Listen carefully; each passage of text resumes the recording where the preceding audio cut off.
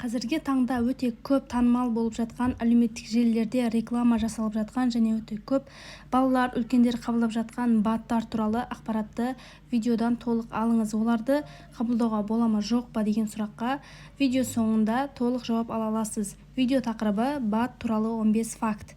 Біріншісі, клиникалық зерттеуден өтпейді. Негізінен БАД дегеніміз бұл биологически активные добавки, яғни тамаққа қосылатын биологиялық қосымша заттар. Олар дәрілік зат болмағандықтан оларды клиникалық зерттеуден өткізбейді.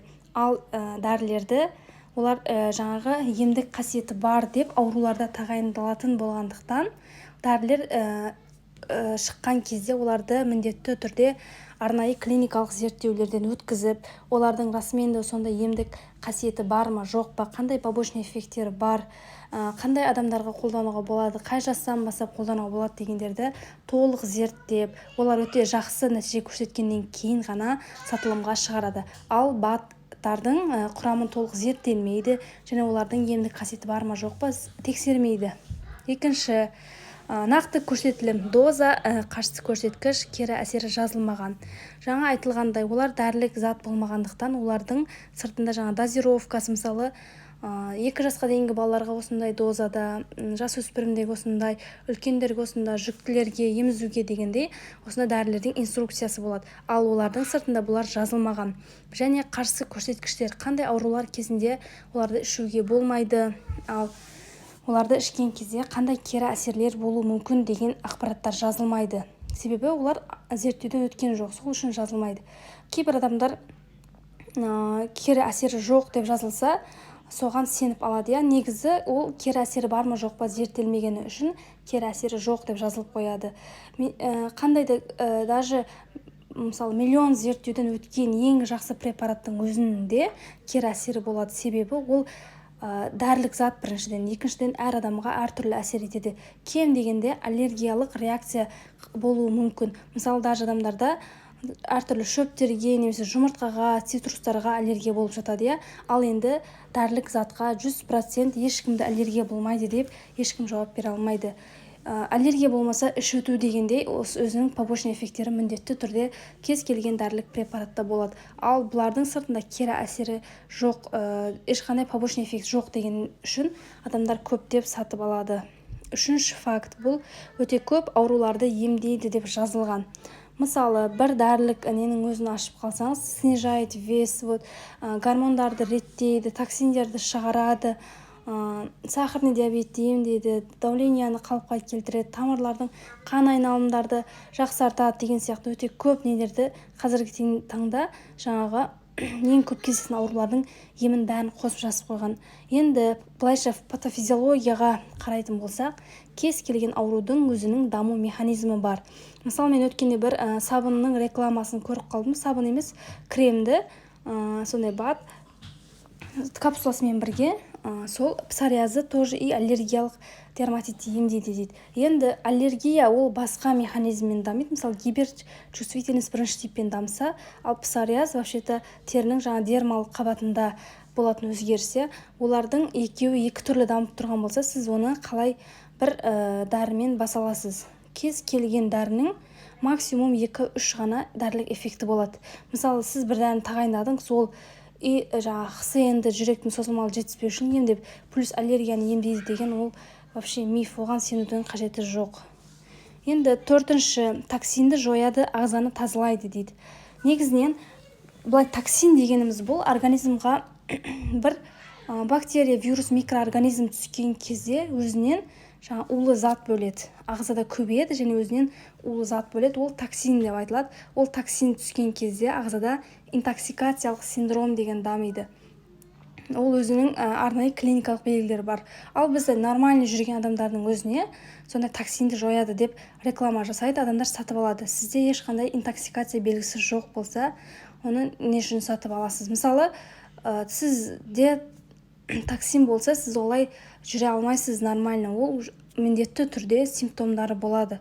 Одан кейін ағзаны тазалайды дейді. Ағзаны тазалаудың қажеті жоқ, себебі ағзаны минут сайын, секунд сайын қанды, бауыр және бүйрек үнемі тазалап отырады және қажет емес керексіз заттарды сыртқа жаңағы үлкен дәретпен, кіші дәретпен шығарып отырады.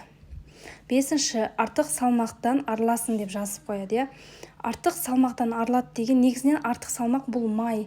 Артық май қорлары көбінесе әйелдерде іште, іш аймақтарында жиналып қалады. Бұл сіз тамақтанған кезде өте көп қажеттіден көп мөлшерде тамақтанған кезде артық энергия сондай керекті қосымша қор болып жиналады май ретінде.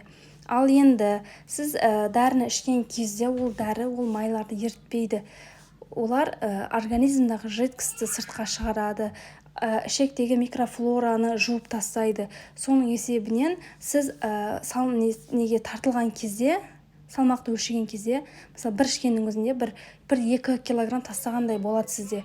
Бұл сізде организмда жидкостьтің шығып жатқанын білдіреді. Егер мочегонный эффект береді көбісі, ал ондай көп мочегонный ағзада сумен қоса басқа да маңызды микроэлементтер және электролиттерді жоғалтуға алып келеді.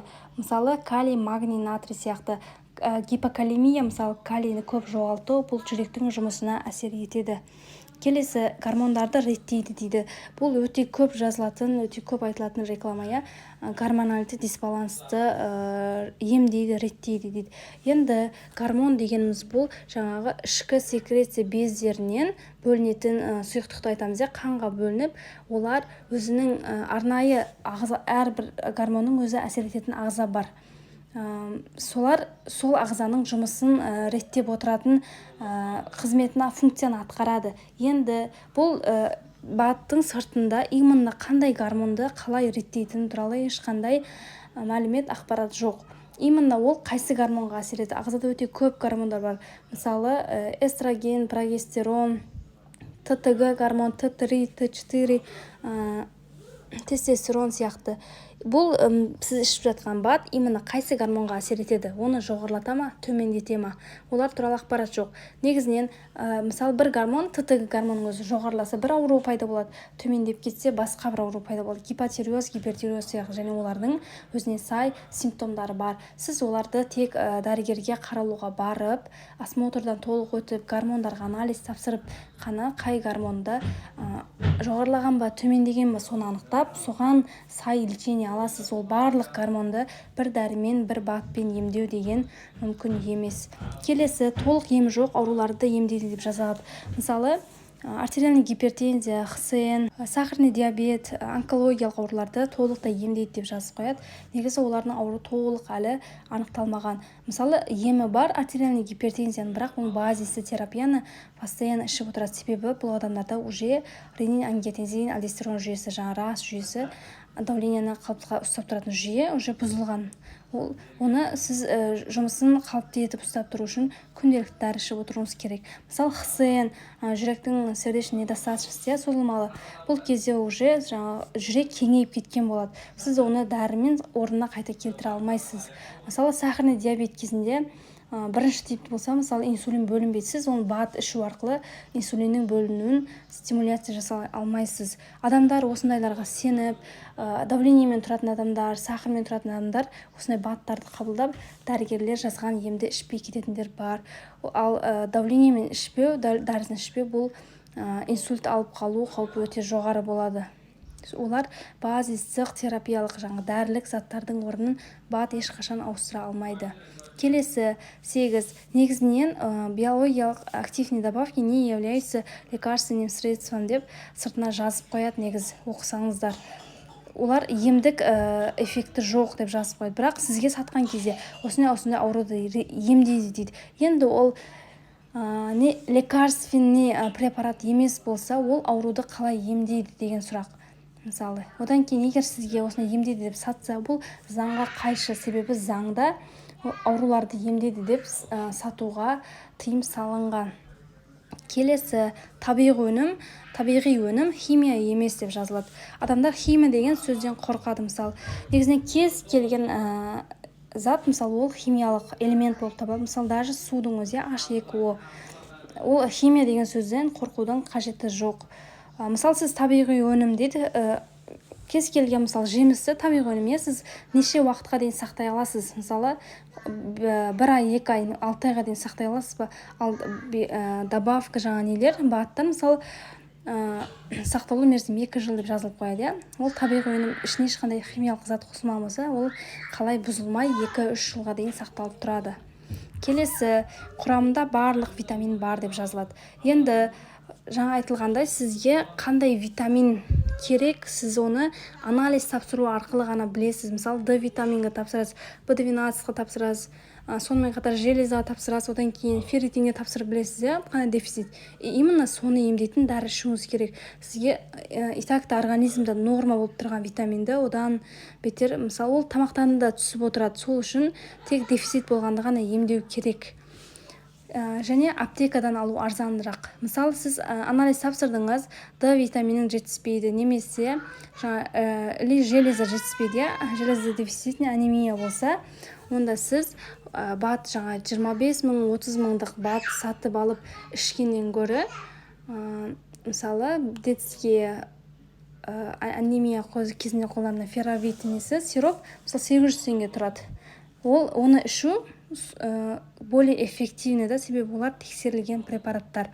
Кейбір адамдар айтуы мүмкін, мысалы, біз анемия кезінде осындай бат сатып алдық және іштік, жақсы эффект берді деп. Значит, оның құрамында сол, мысалы, аптекаларда сатылатын анемияға қарсы берілетін дәрінің құрамындағы состав соның ішінде бар. Олар бірақ сізге оны айтпайды, осындай дәрі қосылды деп ішіне айтпайды. Олар тек таза табиғи өнім деп сатады. Ал сіз қабылдайсыз, анемияңыз мысалы емделеді, гемоглобин көтеріледі, кейін сіз соған сенесіз. Бірақ сіз оның орнына жаңа айтылғандай аптекадан 1000 теңгеге ғана алып ішуге де болады, себебі эффект. Келесі, паразиттерді емдейді деп жазған. Паразиттерді көбінесе адамдар бетке әртүрлі бөртпелер, ақ дақтар солар шыққан кезде организмде паразит бар деп айтады. Негізі терідегі бөртпелердің өте көп, почти 90% жағдайда ішкі аурулармен ешқандай қатысы жоқ, өт толуына немесе паразиттерге қатысы жоқ.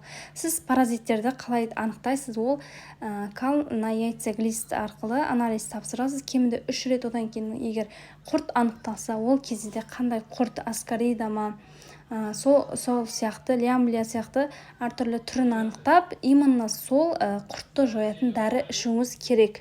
Келесі, ол дәріні өте көп қабылдау, оларды қабылдау токсикалық гепатитке алып келеді. Не үшін? Себебі организмға тамақтанғаннан кейін, асқазаннан кейін ішекке өтіп, ішектен қанға сіңеді. Қанға сіңген жаңағы бат ол барып бауырдан фильтрден өтеді. Бауыр өзіне токсикалық заттарды өзінде алып қалады, ал қанды тазалайды. Сол арқылы бауыр өзін-өзі зақымдайды және токсикалық гепатитке алып келеді және бауыр жетіспеушілігіне дейін алып келуі мүмкін. Ал бауыр бұл организмде өте көп қызмет, маңызды функцияларды атқаратын орган болып табылады. Келесі, фотоотзывтар жас па. Мысалы, неше түрлі нелерді көрсетіп қой. Мен өзім ең жиі көргендерім бұл псориаз, сондай нелердің, экзема дегендердің до и после қойып қояды. Көбісі ондайлар көрсеңіз, качествосы нашар болады ол суреттен. Себебі олар өте көп, скриншот жасала бергеннен качествосы нашар болып кеткен болады. Мен байқағандарым. Олар басқа сондай дерматолог сондай нелердің несін ұрлайтындығы туралы естігенмін мен. Жаңа айтылғанда олардың емдік эффекті жоқ болса, олар нені ауруды қалай емдеп жүр. Келесі, иммунитетті көтереді деген сөз. Иммунитетті көтереді деген өте көп айтылатын реклама. Біріншіден, иммунитетті көтеру керек па, жоқ па. Көбінесе адамдар балаларына сондай нелерді сатып алады. Баланың негізі ОРВИ мен вирус инфекцияларымен жылына 8-12 ретке дейін ауруы норма болып есептеледі. Себебі бала туылған кезде ешқандай вируспен таныспаған және бала әр новый вируспен танысқан кезде оған қарсы иммунитет түзілу үшін бала осымен ауырады және оған қарсы ағза иммунитет түзеді. Бұл баланың иммунитеті өте жақсы күресіп жатыр, жұмыс істеп жатқанын білдіреді. Енді иммунитет деген бұл жалпы түсінік. Мысалы, иммунитеттің өзінде Т лимфоцит, Б лимфоцит, Т хелпер, Т киллер дегенде нелер бар. Олардың әрбіріне қайсының жұмысында жаңағы кемшілік бар, қайсының жұмысын нашарлаған дегендерді олар иммунологтар анықтап, өздеріне сай диагноз қояды. Сіз просто так бала ауырып жатыр деп иммунитеті төмен деп айта алмайсыз. 15 факт бітті. бат қабылдау керек па жоқ па деген сұраққа шешімді өзіңіз алдыңыз деп ойлаймын. Видео ұнаған болса каналыма тіркеліп лайк басып достарыңызбен бөлісіңіз, және комментарийлерде қандай ақпараттар күтесіз, қандай видео қызықты тақырыптарды жазып қалдырыңыз.